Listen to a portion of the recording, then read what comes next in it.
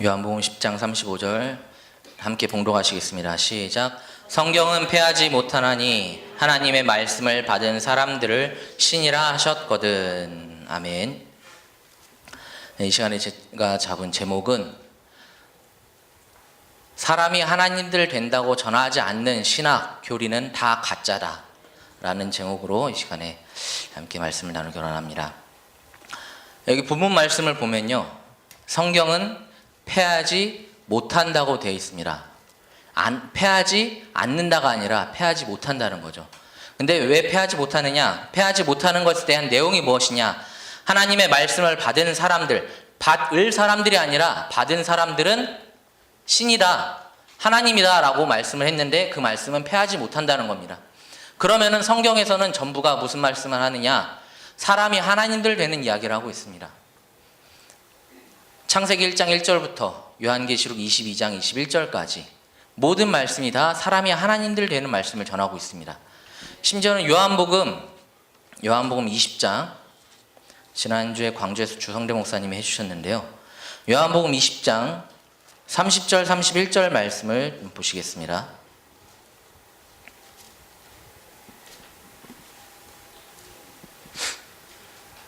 요한복음 20장 30절 31절 함께 봉독하시겠습니다.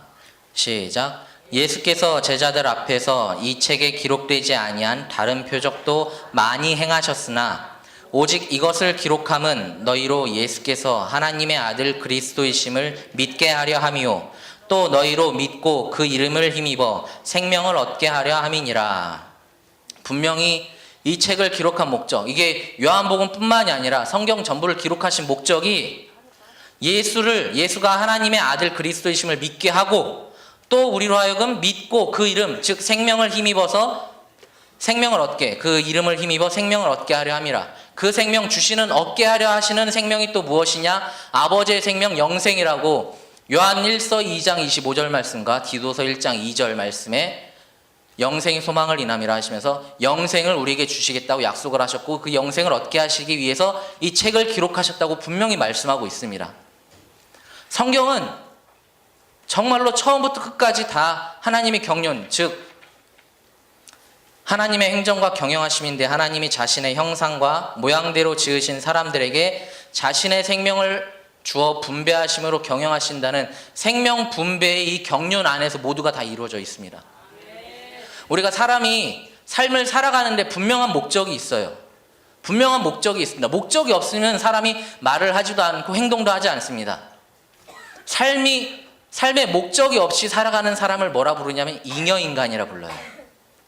필요 없는, 있기는 하지만 필요 없는 인간이라서 잉여인간이라 불러요. 사람도 그러할진데 우리 하나님 아버지께서 분명한 목적이 있으세요.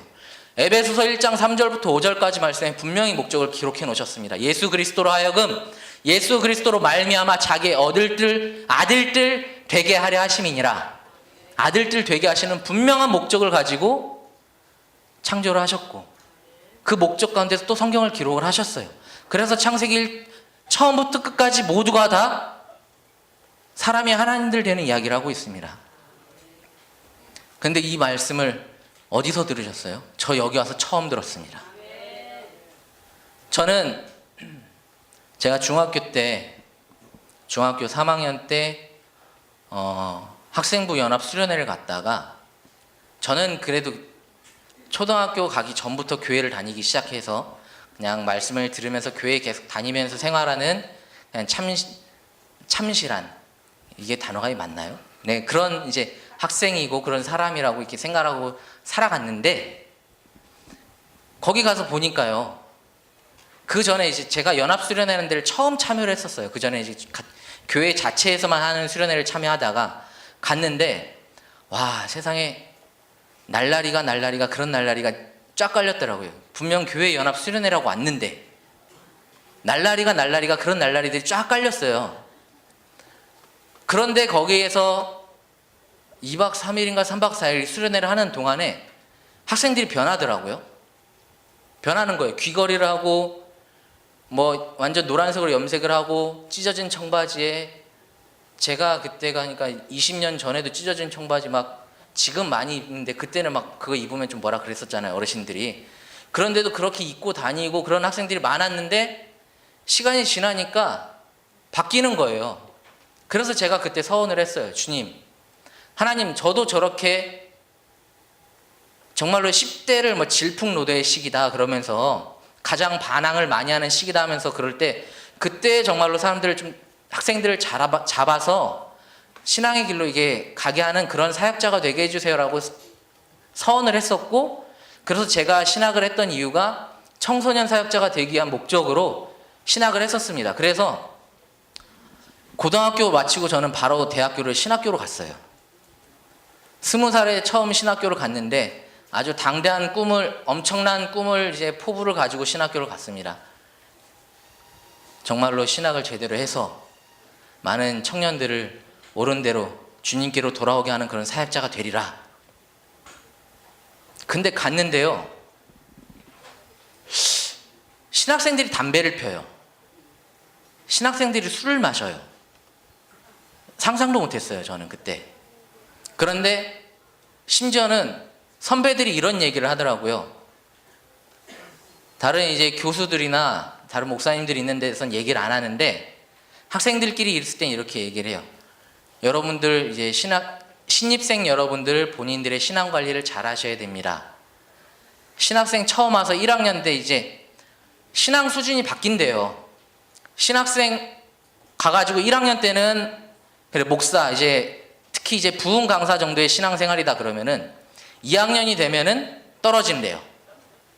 3학년이 되면은 일반 뭐 교회 사찰 집사나 이런 집사처럼 떨어진대요. 4학년 되면은 일반 성도, 졸업할 때쯤 되면 평신도도 안 믿는 자보다 더 떨어질 수 있으니까 여러분들이 신앙 관리를 잘 하셔야 된다고 합니다. 아니 그게 신학교에서 할 말이냐고요. 신학생들 입에서 나올 말이냐고요. 신학을 배울 때는 분명히 이렇게 배웠습니다. 신학이란 신에 대해서 하나님이 어떤 분인가, 그리고 그 학문은 하나님이 어떠한 일을 하시는가에 대해서 알려주는 학문이 바로 신학입니다. 여러분들이 여기서 신학을 하시면서 그거를 배우셔야 됩니다 라고 저는 그렇게 배웠거든요. 근데 제가 4년 동안 학부 생활하고 3년 또 신대원 하는 동안에 하나님이 어떤 분이신지, 하나님이 무슨 일을 하시는지 정확하게 성경을 근거로 들어서 얘기해 주는 교수가 한 명도 없었습니다. 신학교는 체플 엄청 들이죠.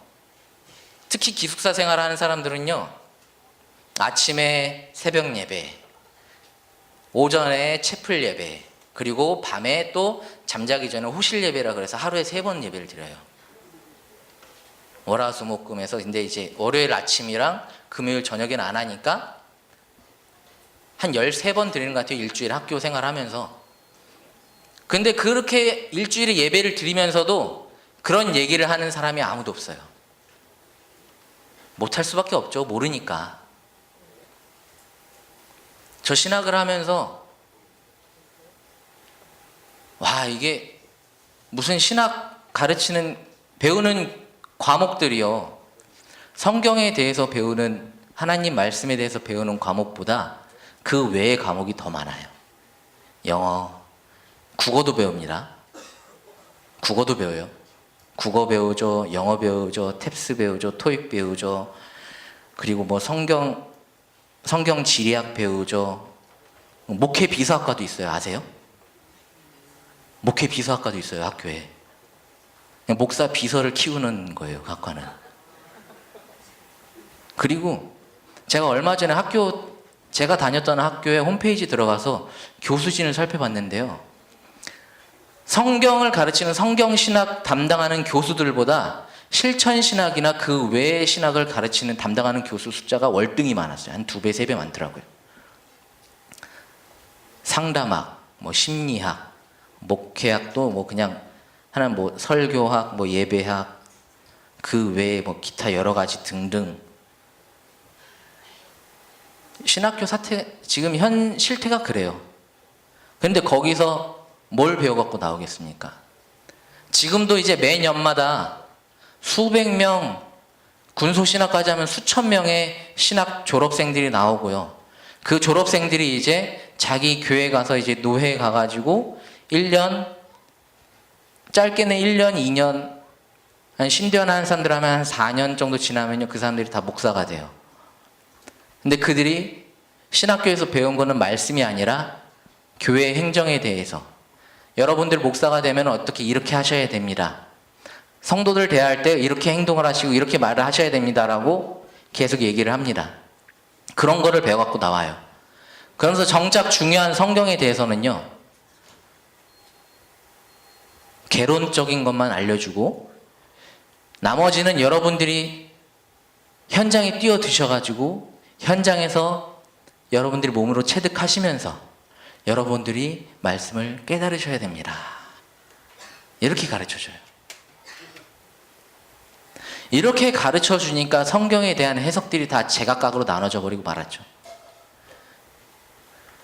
신학이라는 게요, 통일성이 없어요. 기독교인들의 신앙의 근거는 성경입니다. 성경에 기록된 말씀에서 벗어나지 말아야 되고 말씀에 있는 대로만 믿어야 돼요.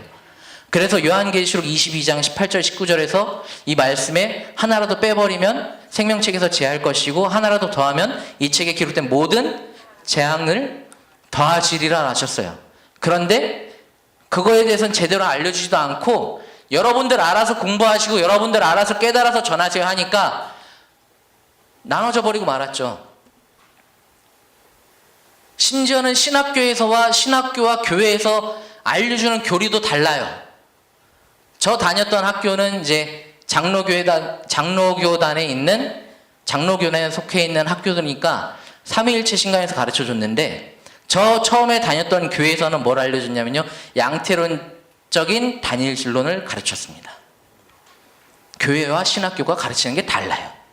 학교 내에서도 성경 말씀에 대해서 알려주는 게 달라요. 교수들 사이의 이론도 달라요. 요한계시록 20장에 보면 천년왕국이 나옵니다. 천년왕국설이 몇 가지가 있는데, 뭐 전천년적 천년왕국설, 후천년적 천년왕국설, 무천년설, 이렇게 세 가지가 있어요. 저 다녔던 학교에서는 전천년적 천년왕국설과 무천년설 가지고 교수들이, 제가 가장 존경한다고 생각했던 교수 둘이, 이게 신학학파가 이게 둘이 나눠졌어요. 둘이. 한 분은 전천년설을 주장하시는 분은 철학 쪽으로 전공하셨던 교수님이고, 무천년설 하시는 분은 신약신학을 전공하셨던 교수님이에요. 달라요. 심지어는 체프를 딱 드리고 나서요, 외부에서 목사가 초빙받아서 옵니다. 그거는 이제 학생부 주관이라서 학생부가 딱 초빙을 해갖고 와서 말씀을 전하는데, 성경 말씀에 약간 이름을 달리 말했어요. 출애굽할 때 말고 그 요셉 시대에 있었던 그 애굽의 왕 이름과 다니엘서에 나오는 그 왕 이름이 얼추 비슷한 걸로 제가 기억을 하는데, 다니엘서 이야기를 하면서 창세기에 있는 그 요셉 시대 왕 이름을 가지고 얘기를 한 거예요. 들어가자마자 채플 끝나고 다음 시간이 구약 개론 시간이었는데, 구약 개론 담당하시는 교수님이 목사가 말 잘못했다라고 하면서 1시간 내내 까시는 거예요. 1시간 내내 까세요. 그러면서 하는 말이, 지금 이 시대는 말씀의 홍수 시대입니다. 인터넷에 보시면은, TV에 보시면은 말씀이 얼마나 많이 나옵니까? 여러분들 그 말씀의 홍수 시대에 살아가는 여러분들이, 홍수는 그 물이 먹으면 죽는 물이기 때문에 정말로 생명되는 물을 여러분들이 골라서 드셔야 됩니다. 근데 이렇게 얘기를 해요. 골라 먹는 기준에 대해서는 얘기도 안 하고요, 자기 자신도 그 홍수의 물을, 흙탕물을 떠서 먹여요. 그게 현대 신학입니다. 그게 현대 교리고요. 제가 처음에 이 영원한 복음을 들은 때가 신대원 3학년 때였습니다. 3학년 이제 2학기 때였는데, 한참 이제 졸업하기 위해서 논문을 쓰는 때였어요. 그 전에 이제 논문을 쓰기 전에, 논문 얘기가 필요 없는데, 그 전에 이제 저는 이제 신대원 4년에, 학부 4년에 신대원 3년을 한 그게 있고, 근데 저희 어머니께서 여기 그 전년도 2012년도 8월 달에 오셨죠? 네, 8월 달에 오셔서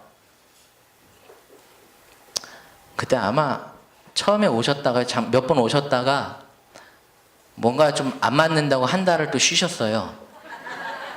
네, 한 달을 또 쉬셨어요, 저희 어머니께서. 그 한 달을 쉬시고 나서 다시 오셔서 말씀을 들으시더니 그때부터 이제 저희 어머님이 본인을 이제 죽이고 이렇게 가셨는데, 그러면서 이제 삼위일체랑 일위일체에 대해서 이제 설명을 하시는 거예요.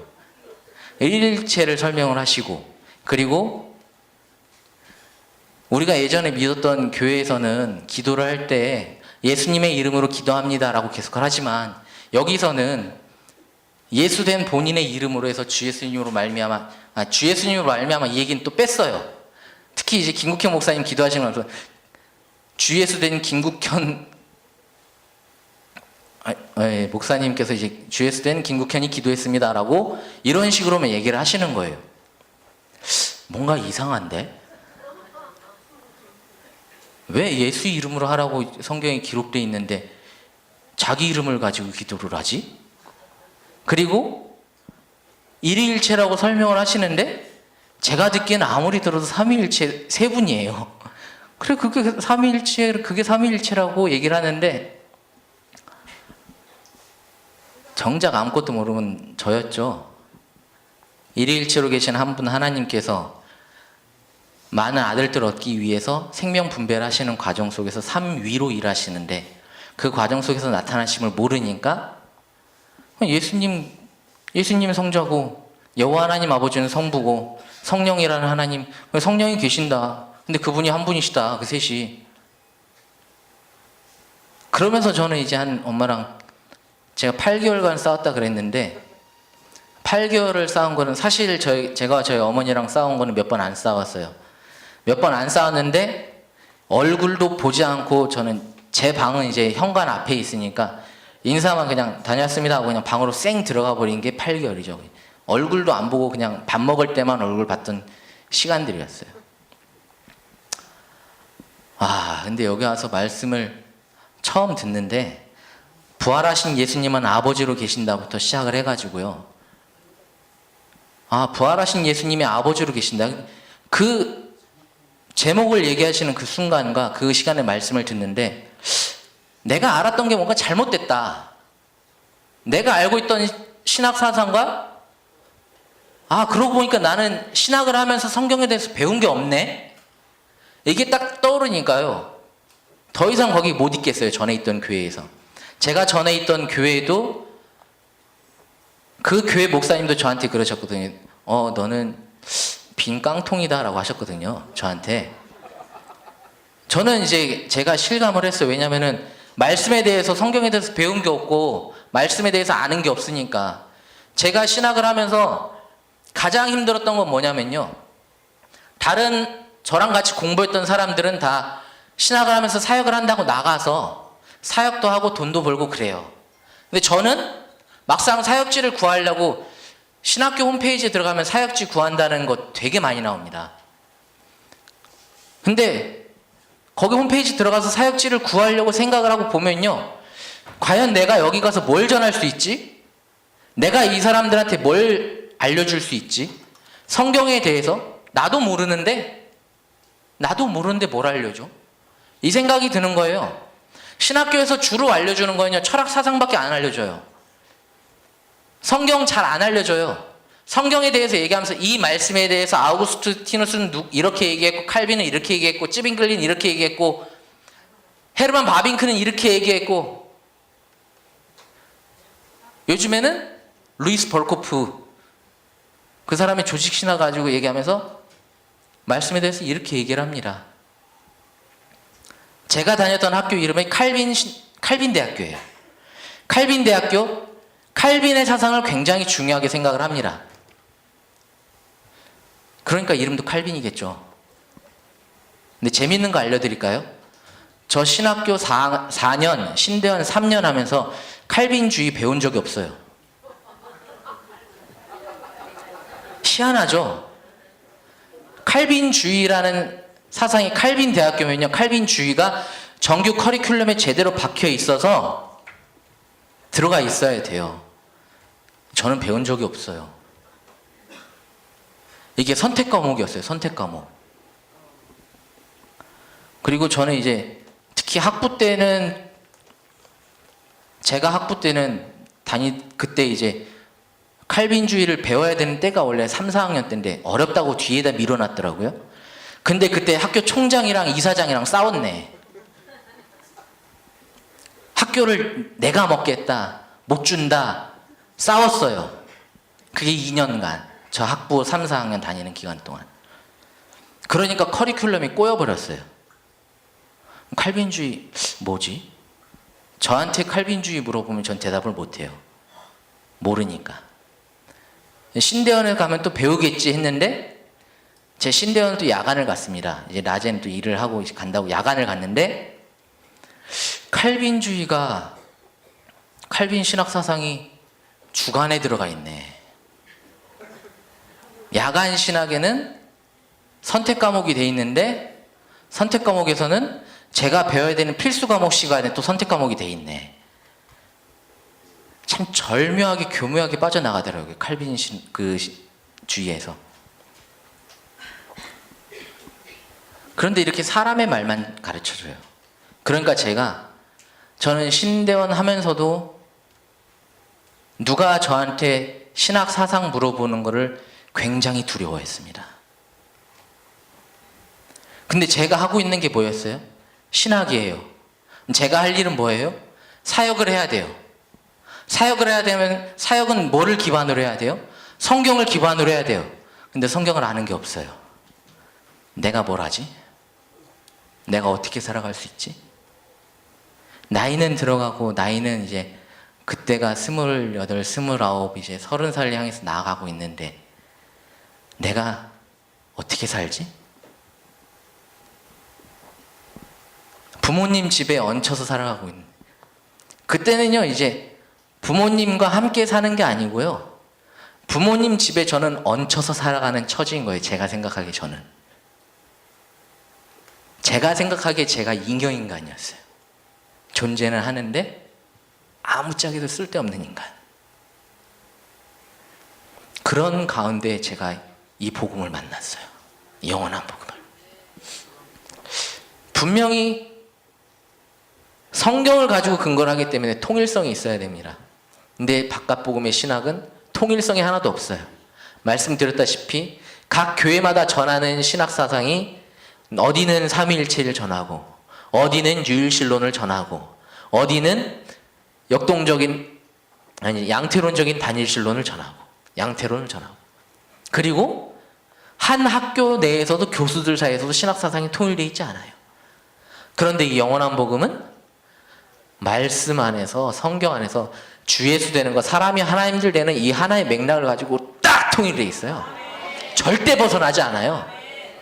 신기하죠? 주목사님 여기 앞에 딱 나오실 때 성경 외에는 들고 오시는 경우가 없어요. 성경 하나만 가지고 말씀하시는데, 제가 여기 만 6년 딱 됐는데, 만 6년 동안 주목사님 여기 성경 외에 들고 서시는 걸 보지를 못했어요. 근데 성경에서 성경 하나만 가지고 말씀을 하시는데, 처음 들을 때는 언뜻 좀 비슷한 것 같은데 라는 생각이 들기도 했거든요. 그런데 듣다 보면 또 달라요. 저 바깥복음에 있는 저 목사들 봐봐요. 설교집이요 3년치 4년치가 딱 정해져 있습니다. 그럼 이제 돌려막기 하는 거예요. 돌려막기 해요. 그러면은 나중에 어떤 교회 장로들이 딱 제목 딱 들으면 이거 나오겠고, 이거 나오겠고, 이거 나오겠네 하면은 그 레파토리가 그대로 나와요.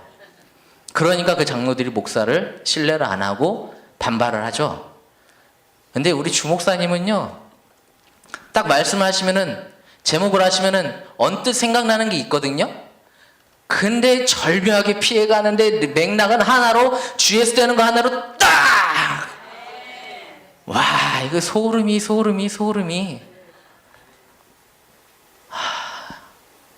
말이 안 나옵니다. 사람이 하나님들 되지 않으면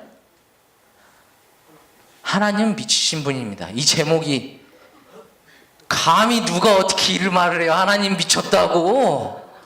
하나님 미쳤다고 누가 어떻게 감히 말을 해요? 그런데 말을 할 수 있어요. 하나님이 분명 말씀하셨으니까. 말씀을 받은 사람들은 신이다, 하나님이다 분명 말씀하셨으니까 이 말씀하신 것을 이루지 않으셨으면 하나님은, 그런데 분명히 이루어지니까 미치신 분 절대 아니에요. 오히려 이 말씀이 안 이루어지는 그 사람이 미친 분이고, 미친 분이 아니고 미친 놈이고, 말씀이 안 이루어지게 하는 그 목사들이 싹군 목자고 미친 놈들이에요. 그 신학 안에 있는 사람들, 그 교리 안에 있는 사람들이 다 미친 거고 다 가짜고 다 죽은 것들이에요.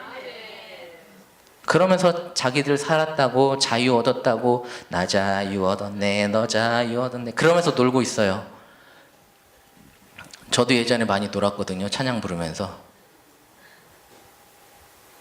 제가 아무것도 모르니까, 제가 마지막에 이 복음 받기 전에 제일 좋아했던 찬양이 뭔지 아세요? 마라나타입니다. 마라나타. 마라나타. 주님 오시기 전에 내가 죽으면 나 천국 못 갈 것 같으니까 어서 오시라고. 마라나타 찬양을 제가 그렇게 좋아했어요. 그 가사가요, 특히 이제 후렴부에, 이것도 소양이 불렀네. 소양이. 소양 아시죠? 돌고래 창법이라 그래서 엄청 고음 쫙 올라가고요. 제가 고음 올라가는 노래를 되게 좋아하거든요. 예전에 그래서 막 노래방 가면 락도 부르고 그랬었는데, 지금은 못하지만 제가 좋아하는 소양이 불렀죠. 또 제가 바라는 게 거기 다 담겨 있죠. 그러니까 와, 부르면 눈물이 났어요. 아멘 주 예수여 어서 오시옵소서.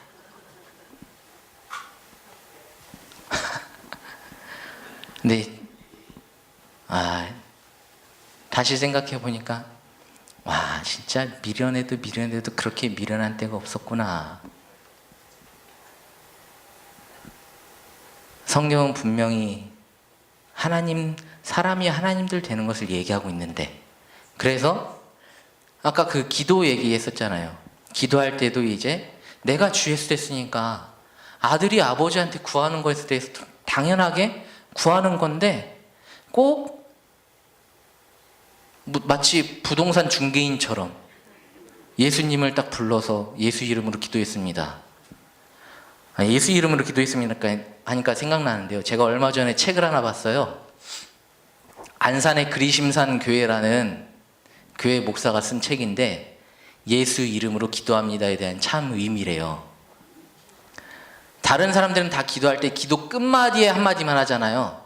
그런데 중간에 주 예수님의 이름으로 기도하며 간구하오니 라면서 기도를 하면 기도가 다 이루어진대요. 그러면서 책을 썼는데, 책도 우리 주목사님 책 이게 어마어마하죠. 860페이지, 880페이지. 그런데 제 주제는 사람이 하나님들 되는 걸 딱 통일하시고, 근데 그 책은요 한 100페이지 될라나? 100페이지 되는 것도요, 우리 주목사님 책 보면은 빽빽해요. 근데 그 책은요 논문 쓰는 것 같아요. 줄 간격이 한 줄 있고, 그 한 줄 간격보다 더 넓게 띄어서 또 한 줄 있고, 그것도 한 100페이지에서 뒤에 한 30페이지 정도는 또 자기네 성도들의 간증이라고 간증을 또 넣어놨네. 주목사님 보시면 이거는 책도 아니고 글도 아니고 이거 뭐냐고 하실 만한 그런 잡스러운 쓰레기를 해가지고 도서관이나 이런 지자체에 무료로 배포를 해놨더라고요. 그걸 이제 도서관에서 봤었는데, 예수의 이름도 모르고 영생도 모르고 하나님도 모르고, 하나님을 모르니까 뭐 하시는 일에 대해서 뭐 알긴 하겠습니까? 신론이 신학이다 그러면은 좀 그 맥락을 잡을 때 조직신학을 얘기를 합니다. 조직신학에 얘기해서 이제 서론이 있고요, 신론이 있고요, 신론 다음에 인간론 안에 이제 죄론이라 이런 게 다 들어있고, 인간론 다음에 기독론. 제가 제 아내한테 이거 얘기를 쭉 했더니 그 기독론이 뭐예요? 물어보더라고요. 기독교에 대해서 얘기하는 거예요. 아니요, 기독론은 그리스도에 대한 얘기, 그리스도론이에요. 왜 이름이 그래요? 이름을 들으면 좀 내용이 파악이 돼야 되는데 내용 파악이 안 된다고. 그리스도에 대해서, 예수님에 대해서 얘기하면 그리스도론이라 하지 왜 기독론이라고 그랬어요? 나도 몰라요. 기독론 다음에 뭐가 있더라? 구원론. 구원론 다음에 교회론 다음에 종말론입니다. 서론은 이제 조직신학에 대해서 뒤에 이렇게 풀어갈 것이다 라고 얘기를 해놓은 거예요. 쉽게 보시면 책의 서문에 대한 해당되는 게 서론입니다. 그럼 그 뒤에 바로 앞에 나오는 게 뭐예요? 신론입니다. 신론. 신론인데 고놈의 사도신경. 네. 아타나시우스의 존재론적 삼위일체 신론. 얼마나 얘기를 들었으면 우리 준영 씨도 알아요. 아타나시우스의 존재론자 하니까 뒤에서 삼위일체 하네.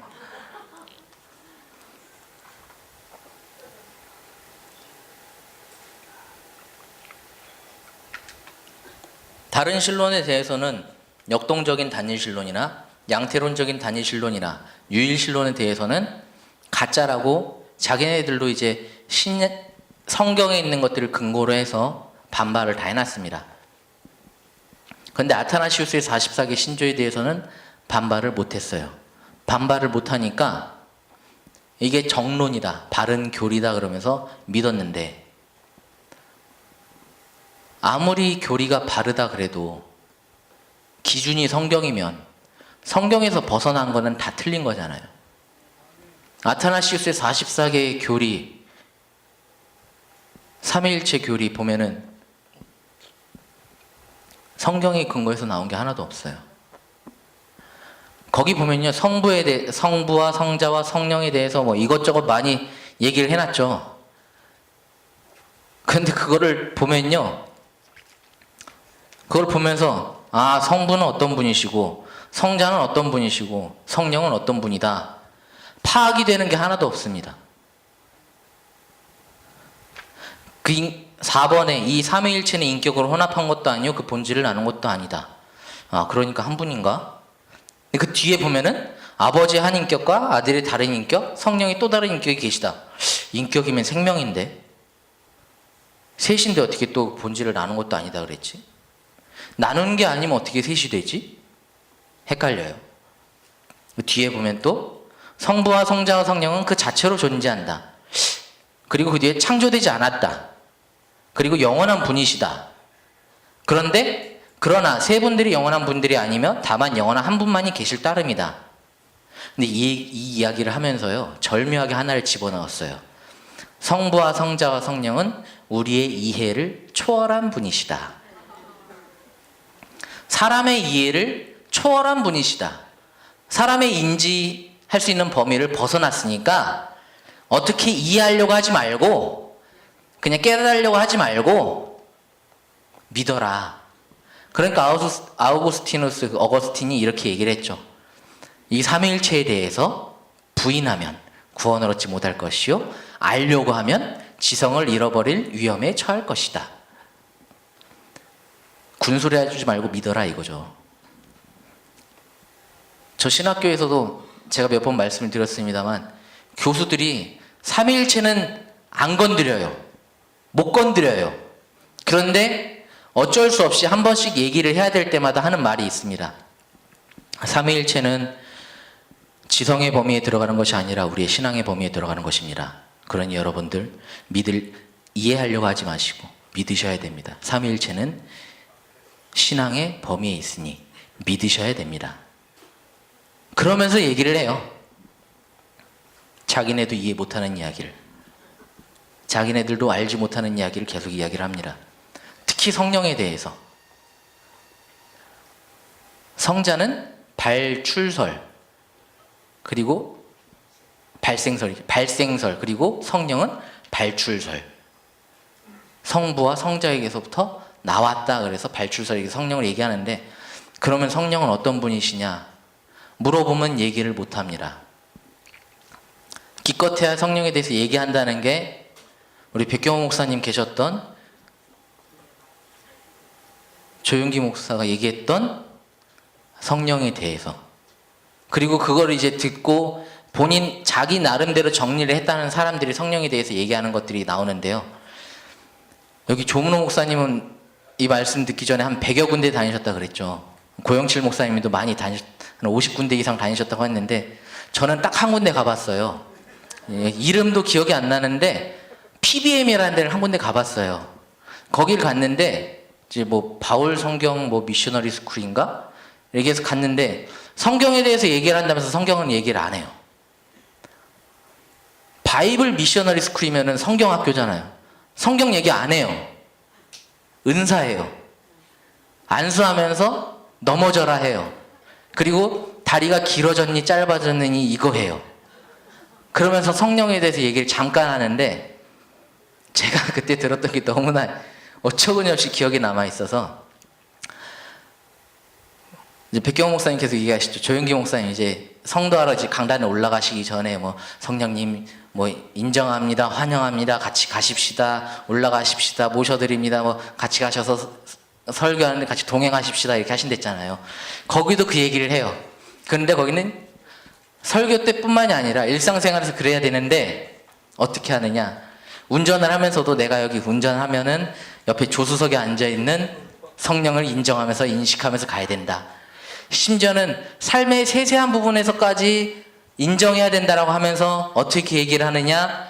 화장실에서 볼일 큰 거 볼일 보고 화장지를 쓸 때 성령님 몇 칸이나 쓸까요?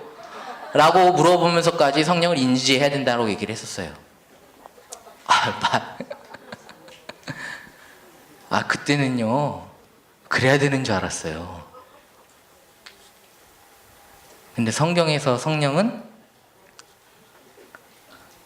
성령에 대해서 형체가 있는 주라고 얘기도 안 돼 있고 아버지 하나님의 생명의 활동이라고 돼 있는데 왜 밖에 있는 성령을 얘기했을까? 사람이 하나님들 되는 이 하나님의 경륜, 생명 분배를 통해서 많은 하나님의 아들들을 얻으시는 이 경륜 가운데서 일을 하시기 위해서 일일체로 계신 한 분 하나님께서 아들들을 얻으시려면은 자기 생명을 줘야 되잖아요. 아버지와 아들은 생명관계입니다. 아버지의 생명을 받아야 아들인데 아버지 생명 받는 얘기가 일반 신학이나 이런 데서 아무 얘기도 없습니다. 근데 이 성경에서 뭐라고 말씀하시느냐? 생명 분배를 통해서 아들을 얻는 이야기다라고 말씀하시면서 생명 분배하는 일을 위해서 3위로 일하셨다고 말씀합니다. 우리가 생명을 분배하는 과정이 의학이 발달되면서 설명하기가 참 쉬워졌어요. 사람들이 이제 남자와 여자가 결혼해서 잉태라는 과정을 통해서 잉태라는 과정을 통해서 자식 얻는 것을 수정이라고 그러고요.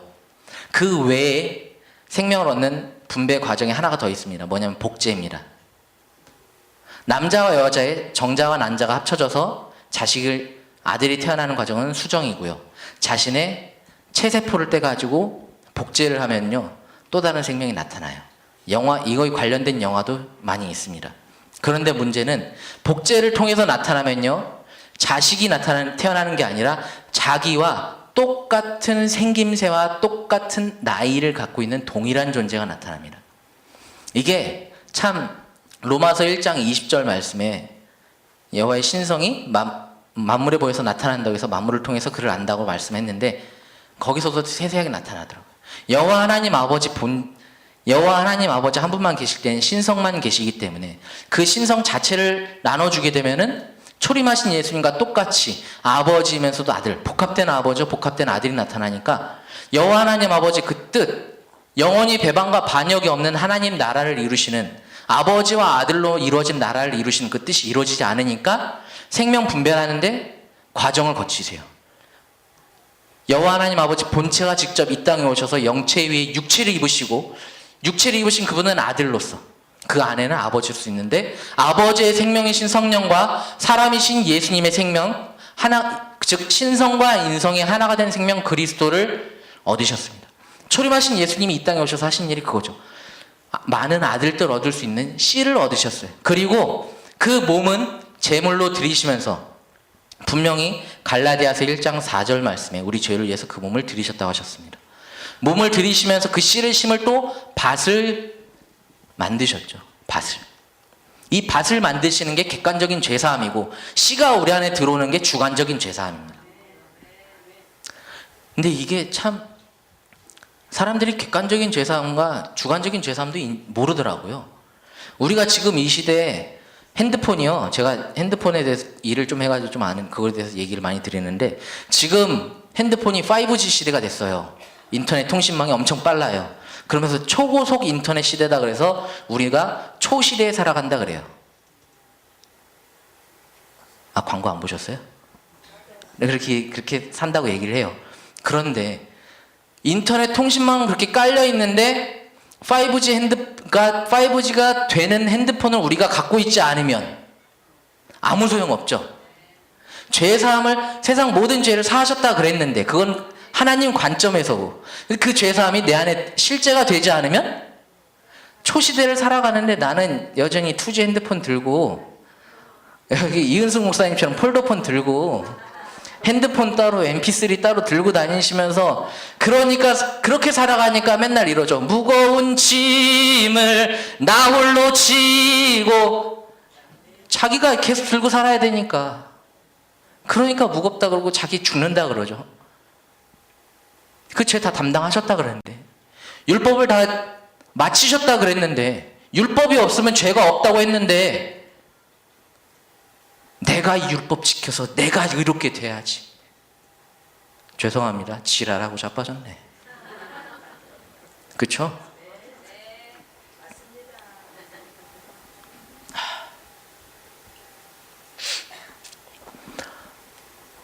그리고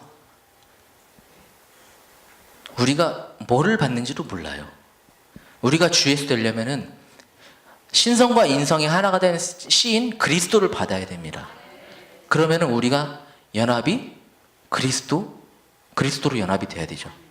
근데 바깥 복음에서 제가 얼마 전에 이제 말씀을 이제 준비를 하면서 어제 이제 저랑 같이 신대원을 다녔던 형님들에게 단체 카톡방에 들어갔어요. 그 카톡방의 이름은 칼 리포머입니다. 칼빈으로 돌아가자.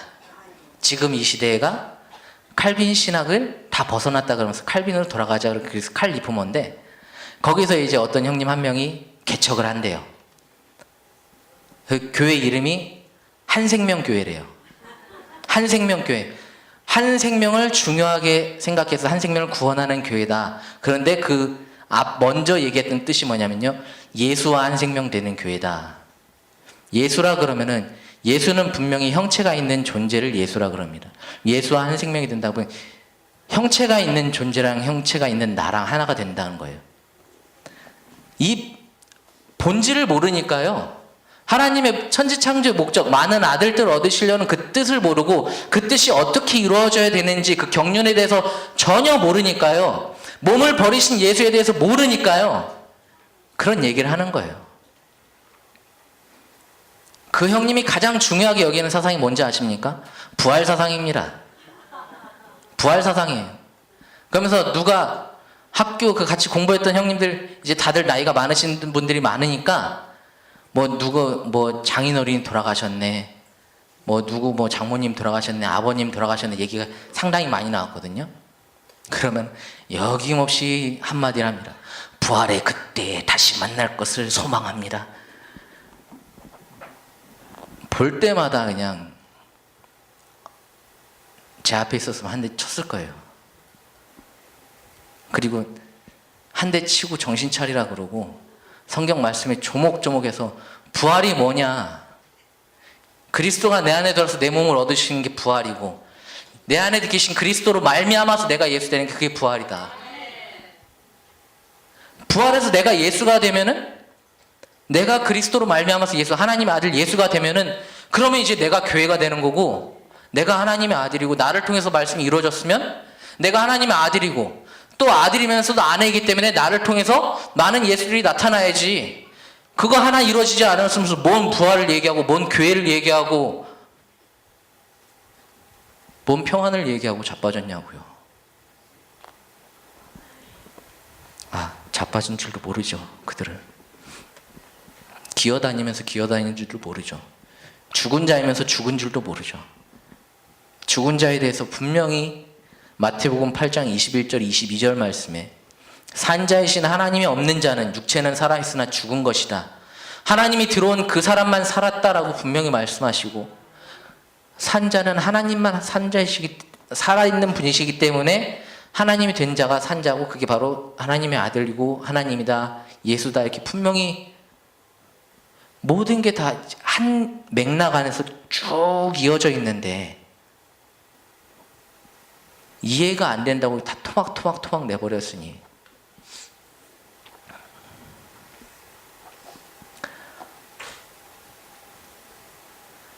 성경을 해석할 때 이렇게 얘기를 합니다. 이제 신학이니까 말씀을 해석을 여러분들이 해야 된다고 그렇게 배웠다고 말씀을 드렸죠. 그러면서 한마디를 하더라고요. 성경은 성경으로 푸세요. 성경은 성경으로 푸세요라고 하더라고요. 근데 성경은 성경으로 푸세요랑 성경은 짝을 맞춰서 풀어랑 뭐가 다릅니까? 제가 생각하기에는 도무지 다른 게 1도 없거든요. 다른 게 1도 없어요. 하나도 없어요. 똑같은 말이에요. 그런데 성경을 짝을 맞춘다 그러면 이단이다 그러면은 성경을 성경으로 풀어라고 말하는 모든 사람들이 다 이단인데 말장난하고 앉았죠. 삼일체 교리 보니까 제가 그걸 보면서 생각나는 가사가 있어요. 혹시 싸이라는 가수 아세요? 싸이라는 가수의 노래 중에서 새라는 노래가 있습니다. 이랬다가 저랬다가 왔다 갔다 너는 밤낮 나가지고 장난하냐고. 삼일체 신간이 딱 그러더라고요. 이랬다가 세 분이래요. 근데 또 그러나 하면서 한 분이래요.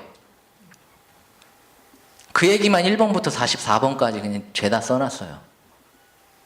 근데 사람이 하나님들 되는 68개 신조 딱 보세요. 와, 끝장나죠? 생명 분배 받는 이야기, 우리가 하나님 아들 되는 이야기. 어떻게 삼위일체로 일하시는가, 그로서 일하시는데 그가 무엇인가에 대해서 누가 이거 가지고 이제 반발도 못하게 성경 딱 근거를 대시면서 조목조목 세워놓으셨어요. 숫자도 68개로.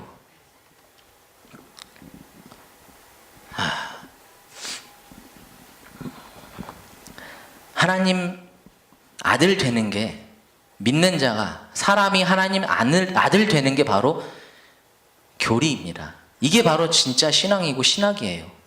그 외에는 아무것도 없습니다. 그리고요, 아버지는 아들밖에 안 봐요. 아버지는 아들밖에 안 봐요. 아들도 아닌 존재가 아무리 옆에서 울고 불고 떼를 쓰고 난리치고 아빠 불러도 쳐다도 안 봐요. 제가 아빠가 되니까 알겠더라고요. 신생아실 딱 애가 태어나서 신생아실 들어갔어요.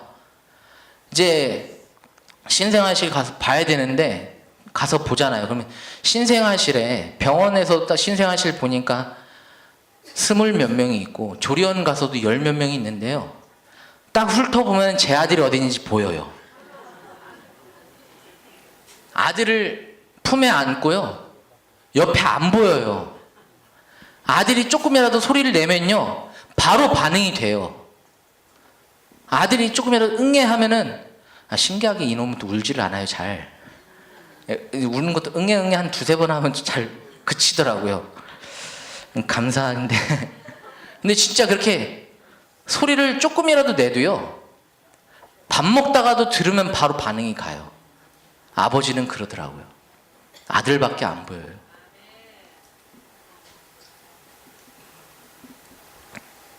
티끌과 같은 제가 그러한데 우리 하나님 아버지는 어떠시겠습니까? 그러니까 사람이 하나님들 되는 이 교리를 딱 세우시고 전하시는 우리 주목사님, 우리 아버지 보시기에 얼마나 사랑스러우시겠어요. 그리고 이 복음을 받는 여러분들과 제가 얼마나 사랑스러우시겠어요. 아, 내 아들은 여기밖에 없구나. 그러면서 또 제 아들이 하나 생기니까 또 낳고 싶더라고요. 그러니까 우리 하나님 어떠시겠어요? 아, 많은 아들들을 얻는 걸 뜻이라고 성경이 기록해 놓으셨는데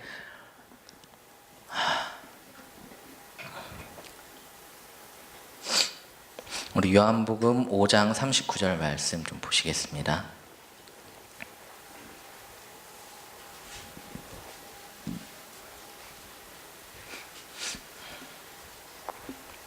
요한복음 5장 39절 함께 봉독하시겠습니다. 시작. 너희가 성경에서 영생을 얻는 줄 생각하고 성경을 상고하거니와 이 성경이 곧 내게 대하여 증거하는 것이로다. 아멘.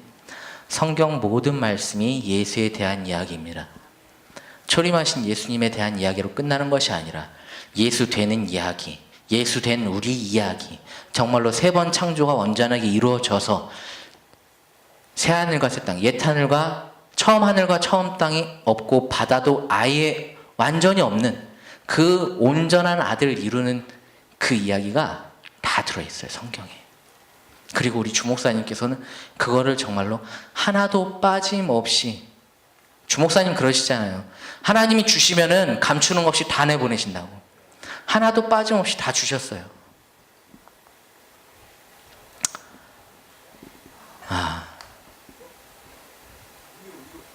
참 예전 신학과 그 교리에 대해서 생각을 하면은 제가 좀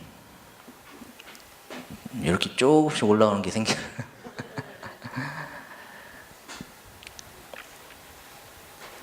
성경은 사람이 하나님들 되는 이야기다. 그렇기 때문에 하나님들 되는 이야기, 사람이 하나님 되는 이야기를 전하지 않는 것은 그 교리와 신학은 다 가짜다.